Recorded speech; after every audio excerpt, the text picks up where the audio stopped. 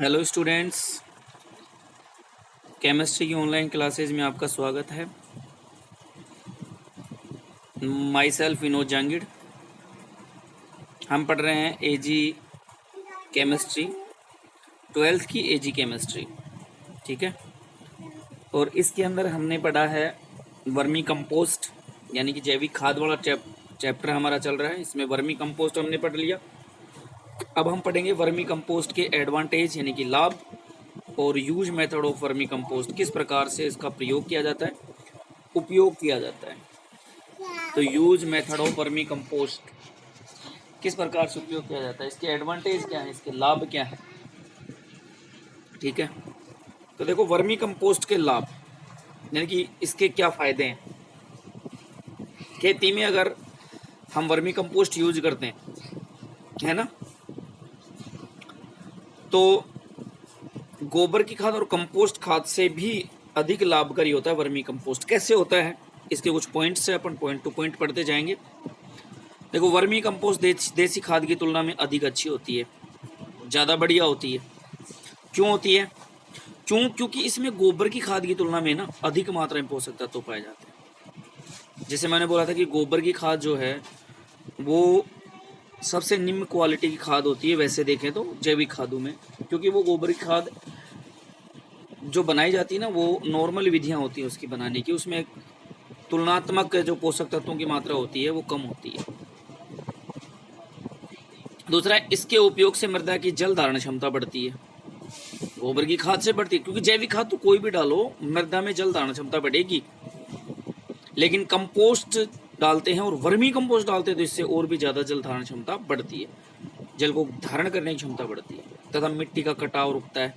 देखो, जल धारण क्षमता बढ़ेगी तो जल जो है वो उस मिट्टी के अंदर, कणों के अंदर प्रवेश कर जाएगा, मिट्टी के कणों में धंस जाएगा। अब वो मिट्टी पूरी गीली हो जाएगी, जल के कण उसमें रहेंगे। अब जल उसके ऊपर से बह के जाएगा, तो वो जो मिट्टी के कणों में जल है वो उस जल को आगे बहा देगा, यानी कि जो जल है वो मिट्टी को बहने से यानी कटने से रोकेगा। तो मिट्टी का कटाव नहीं होगा, अर्थात मृदा अपरदन को रोकता है। कौन सा? वर्मी कंपोस्ट खाद। वर्मी कंपोस्ट खाद जो होता है ना, इसके अंदर ना एक्टिनोमाइसिटीज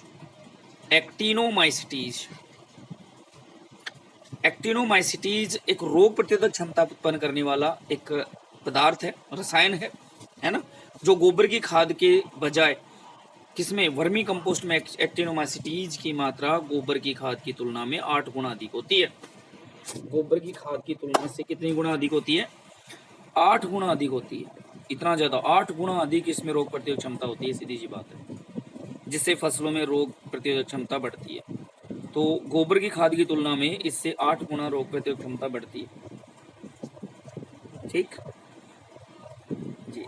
इसके बाद में नेक्स्ट पॉइंट है कि इसके उपयोग से ना खेतों में हुमस का मतलब होता है, कभी आपने गोबर की खाद देखी है, गोबर की खाद में जब हम उसको ऊपर से खोदते हैं और नीचे जाते हैं तो उसमें ब्लैक ब्लैक से जो है ना, उसमें डगले निकलते हैं, ब्लैक ब्लैक से उसके अंदर ना खाद जो होते हैं ना वो निकलती है काले काले रंग की। वो ह्यूमस के कारण होती है, दब करके उच्च ताप पर, निम्न दाब पर, है ना, उच्च दाब और उच्च ताप कर क्या हो जाता है, वो धीरे धीरे अपघटित होने लगती है सूक्ष्म जीवाणु द्वारा। इसे ह्यूमस बोलते हैं, जिसमें पोषक तत्वों की मात्रा जो है वो कंप्लीटली अपघटित नहीं हो पाती है। तो ह्यूमस की मात्रा जो होती है वो अधिक होती है किसमें? कंपोस्ट में। और जिसको डालते हैं तो ह्यूमस की मात्रा बढ़ती है, खेतों के अंदर डालते हैं तो। इसके अलावा इसके उपयोग से ना, किसमें? वर्मी कंपोस्ट के उपयोग से खेत जो होते हैं उसमें एक तो जो खरपतवार होती है और दीमक होती है। खरपतवार का मतलब होता है फसलों के साथ अनावश्यक जो पौधे उगाते हैं उसको खरपतवार बोला जाता है। और एक दीमक होती है, दीमक का मतलब जो छोटे छोटे जीवाणु होते हैं, छोटे छोटे जो कीटाणु होते हैं जो मिट्टी के अंदर हो जाते हैं, तो वो दीमक की जो है उसका प्रभाव कम हो जाता है। किस किस का? एक तो खरपतवार और एक दीमक, इनका प्रभाव कंपोस्ट, वर्मी कंपोस्ट खाद या जैविक खाद कोई भी यूज कर, लेकिन वर्मी कंपोस्ट से दीमक का इनका प्रभाव कम होता है, इतना प्रभाव नहीं हो पाता है। नेक्स्ट पॉइंट है, इसके उपयोग से खेतों में खरपतवार व दीमक का प्रभाव कम होता है। सॉरी, ये तो हो गया ये लाइन कि इसका जो उपयोग करते हैं इससे खेतों में खरपतवार व दीमक का प्रभाव क्या हो जाता है? कम हो जाता है। ठीक है, इसके बाद में देखो केचुए जो होते हैं, केचुए पौधों के अंदर कुछ वृद्धि वाले हार्मोन, कुछ रोग को खत्म करने वाले हार्मोन, ऐसे हार्मोन्स ये जो है ना वो स्रावित भी करते हैं। केंचुओं के अंदर ऐसे हार्मोन स्रावित होते हैं जिससे पौधों की जो वृद्धि होती है वो गुणात्मक वृद्धि होती है। जैसे केंचुए ऑक्सिन जो वृद्धि हार्मोन था, साइटोकाइनिन, इस प्रकार के हार्मोन का स्राव करते हैं जो पौधों की वृद्धि व रोगों से लड़ने की क्षमता बढ़ाते हैं। तो ये हार्मोन्स क्या करते हैं, पौधों की वृद्धि, जो ऑक्सिन और साइटोकाइनिन, ये पौधों की वृद्धि तो करते हैं, साथ में इन रोगों से लड़ने की क्षमता को भी बढ़ाते हैं, अर्थात रोग प्रतिरोधक क्षमता को भी बढ़ाते हैं। ठीक है। इसके बाद में भाई नेक्स्ट पॉइंट है कि यह टिकाऊ खेती व जैविक खेती की दशा में एक नया कदम है।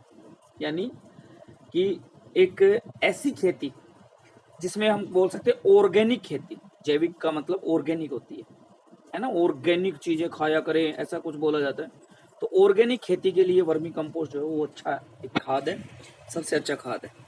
तो इस प्रकार की अगर वर्मी कंपोस्ट या गोबरी खाद ये चीजें डाली जाएं दवाइयों को छोड़ करके, तो वर्मी कंपोस्ट क्या कर रहा है भाई, रोग प्रतिरोधक क्षमता बढ़ा रहा है, रोग भी नहीं होने दे रहा है पौधों को, साथ में उत्पादन भी बढ़ा रहा है, साथ में मिट्टी की उपजाऊपन भी बढ़ा रहा है। तो ये सारी चीजें होती है, इसलिए जैविक खेती जो होती है वो लाभदायक होती है। रसायनों का प्रयोग भी नहीं है, शरीर में भी रसायन नहीं जाएंगे, ये सारी चीजें। प्रयोग विधि देखिए अब इसकी, यूज मेथड क्या है इसका। तो प्रयोग विधि किस प्रकार से प्रयोग किया जाता है वर्मी कंपोस्ट को। तो वर्मी कंपोस्ट जो होता है ना, इस वर्मी कंपोस्ट को अलग अलग फसलों में ना अलग अलग मात्रा में यूज किया जाता है। अलग अलग फसलें होती हैं और उसमें अलग अलग मात्राएं इस वर्मी कंपोस्ट की डाली जाती हैं। देखो ये कब कब डाला जा सकता है, तो खेत की तैयारी के समय 2.5 से 3 टन डाला जाता है वर्मी कंपोस्ट। जब खेत की मिट्टी तैयार की जाती है खेत की, उस समय 2.5 से 3 टन उस खेत में डाल दिया जाता है और खेत की मिट्टी तैयार कर दी जाती है, जैसे गोबर की खाद डालती है उस प्रकार से ये प्रति हेक्टेयर डाला जाता है भाई। ठीक है। वर्मी कंपोस्ट उपयोग किया जाता है कितना, 2.5 से 3 टन प्रति हेक्टेयर वर्मी कंपोस्ट का उपयोग किया जाता है। खाद्यान्न फसलों में, जो खाने वाली जो फसलें होती है खाद्यान्न, उन फसलों में 5 से 6 टन प्रति हेक्टेयर डाला जाता है। सब्जियों में इसकी जो मात्रा होती है वो 10 से 12 टन डाली जाती है, कुछ ज़्यादा मात्रा में डाला जाता है, 10 से 12 टन प्रति हेक्टेयर की मात्रा में डाला जाता है। वर्मी कंपोस्ट का उपयोग किया जाता है। इसको कैसे उपयोग करते हैं, इसे बुआई के समय, जब बुआई करते हैं ना उसके समय इसका उपयोग कर सकते हैं। बुआई के समय इसका उपयोग किया जाता है, इसका वर्मी कंपोस्ट का बुआई के समय वर्मी कंपोस्ट का उपयोग किया जाता है। तो खेतों में इसकी मात्रा इस प्रकार से अलग अलग डाली जाती है। अब हम बात करते हैं उपयोग की मात्रा।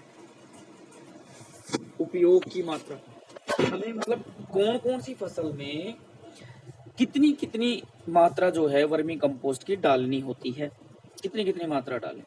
तो देखो फसल के अनुसार वर्मी कंपोस्ट जो है, इस खाद की मात्रा जो है वो 2 से 5 टन प्रति एकड़, एकड़ की बात है, 2.5 टन प्रति एकड़ निर्धारित की जा सकती है। यानी कि 2 से 5 टन, 2 टन से लेकर के 5 टन तक हम डाल सकते हैं। कैसे कैसे डाल सकते हैं, किस किस फसल में कैसे कैसे डाला जाता है, वो हम पढ़ेंगे यहाँ पे। तो देखिए विभिन्न फसलों में किस प्रकार से डाला जाता है इसकी मात्रा। तो विभिन्न फसलों में इसका उपयोग किस प्रकार से किया जाता है, सबसे पहले हम बात करते हैं धान्य की। धान्य फसलों में इसका उपयोग जो है वो कितनी मात्रा में किया जाता है भाई, 2 टन प्रति एकड़। ठीक है, धान्य फसलों में 2 टन प्रति एकड़। दालों में इसकी जो मात्रा है वो भी 2 टन प्रति एकड़ यूज की जाती है। ये आंकड़े ध्यान रख लेना थोड़ा सा। तिलहनी में इसकी जो मात्रा है वो 2 से 5 टन प्रति एकड़। अब वो तिलहनी होती है, तिल वगैरह जो होते हैं इस टाइप की, वो डिपेंड करता है फसल, उसके अंदर हम 3 टन और 5 टन लास्ट इसमें डाल सकते हैं। 3 टन से 5 टन के बीच में, या 3 टन से लेकर के 5 टन तक इसमें डाला जा सकता है वर्मी कंपोस्ट की मात्रा। मसाले की जो फसलें होती हैं, इस मसालों की फसलों में 4 टन प्रति एकड़ डाला जाता है, 4 टन प्रति एकड़ डाला जाता है मसालों की फसलों में। ठीक है।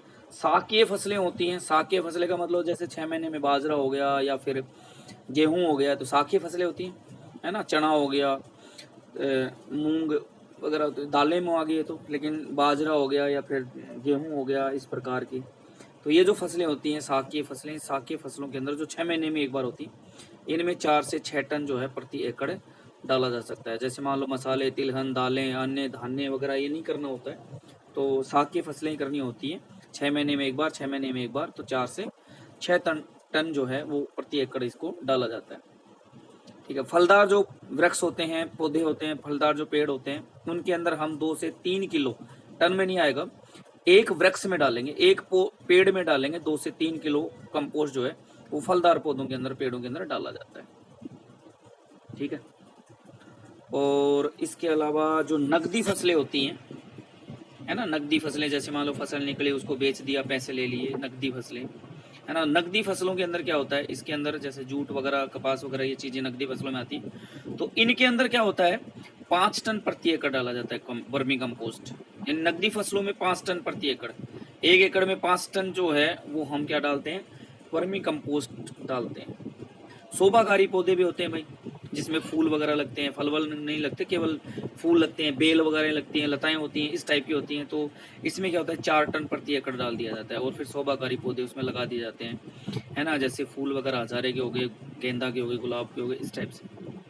और प्लांटेशन जो फसलें होती हैं, इन प्लांटेशन फसलों के अंदर क्या किया जाता है, इसमें देखो ये स्क्रीन थोड़ी खराब सी हो रही है कि शायद 5 केजी प्रति पौधा डाला जाता है इसके अंदर, या 3 से 5 केजी, 3 से 5 केजी प्रति पौधा डाला जाता है। 5 केजी या 0.5 केजी कुछ ऐसा है। आपकी स्क्रीन में सही आएगा, स्क्रीन यहाँ से थोड़ी ख़राब हो रही है, इसमें पता नहीं चल रहा है। तो ये प्रति पौधा डाला जाता है, लगभग 5 केजी है या कितना है। तो इस प्रकार से ये जो वर्मी कंपोस्ट है, इसका उपयोग किया जाता है। इतनी मात्राओं में इन फसलों में उपयोग किया जाता है। तो इन फसलों का और इनके आंकड़े थोड़े से ध्यान रखना है आपको। ठीक है। तो आई होप आपको वीडियो पसंद आया होगा। ठीक है, समझ में आ रहा होगा आपको ये जो मैं बता रहा हूँ। अगर ये पसंद आ रहा है, समझ में आ रहा है, तो आप इसको लाइक कीजिए, कमेंट कीजिए, दोस्तों को शेयर कीजिए ना। चैनल पे नए हैं तो चैनल को सब्सक्राइब भी कर लीजिए और बेल आइकन को दबा लीजिए, ताकि जो भी वीडियो डालूंगा उसका नोटिफिकेशन आपको प्राप्त हो जाए। ठीक है, थैंक यू सो मच।